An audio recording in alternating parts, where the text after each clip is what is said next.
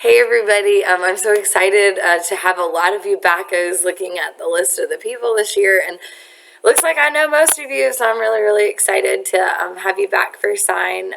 Even though you're in high school, now I get you again. So I'm really excited.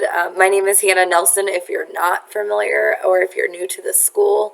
I teach sign language and Bible, and this is the orientation for Introduction to Sign in ASL 1 and 2. So a little bit about myself. Again, my name's Hannah Nelson. I am married to a military man. So thank you for all the military families that are at the school. I now understand your hardships. We have two awesome children, both young at the preschool actually.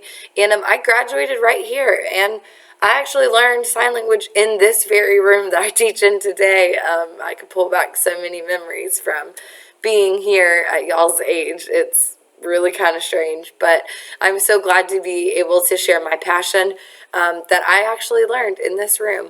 So one of the things that got me interested in sign language was our class took a field trip to FSDB, which is Florida School for the Deaf and Blind in St. Augustine, and it changed my life. I met one boy in particular who was not born deaf. He went deaf at 15 years old, and him and his family started to just fall. They drifted because that's what happens. There's a communication barrier, and the more he went to this school, he kind of just fell apart from the family because they stopped signing because he's the only deaf person. And for me, I really wanted to bridge that gap that bothered me. I wanted hearing people to be practicing it just as much as a deaf person because I felt like the world should be united. Just like a racial issue, it should be united. Just like hearing and deaf, I didn't feel like there should be this segregated culture in between. So that's where I took on from ninth grade. I just fell in love, and I really focused all my attention and my time. And I continued on to FSCJ and learned a lot about their interpreting program, but I got scared, so I backed off, and I just took ASL 1 through 4 and some finger spelling classes, and then I graduated from Southeastern University with my bachelor's in science degree, and I minored in ASL. And I'm actually looking to go back next year for interpreting. But anyway, these courses are really to get you on a path of not just learning a language and becoming a little bit fluent in it, but I want you to really take on this course. And if you are interested in interpreting or just teaching sign language like I do, I have all those connections. And so we're really going to dive into that in class, and we're going to take field trips hopefully in January, if COVID relaxes. So I have all of that set up for the future.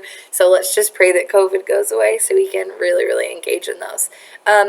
But just a few things for class that you should expect is like our objectives, is to not only teach you the signs, but the culture. Deaf people had to really fight for their rights. And so we're going to look at a lot of historical preferences on how this happened. Like, it didn't just come about. Deaf people were not even accepted into society. So we're really going to dive into that and the culture aspect of it, and really get historical, if you will. Grading scale is going to be 3 categories. I have homework and classwork actually combined this year, and it's actually a 40%. So the really cool thing about that is if you're not a great test taker, keep doing really well, and we'll work on the quizzes. But in sign language, I promise the tests and the quizzes are a lot more fun than something like history or math. So I really don't foresee you struggling there. But anyway, that's the first category. Second category is going to be quizzes, and that's 25%. And then test is the last one, and that's 35%. Test also falls along with like projects. So again, don't panic if you're not amazing at test. If you can do projects, we do a lot of those, and I offer tons of extra credit throughout sign language because I love to watch my students learn how to gloss songs and sign them.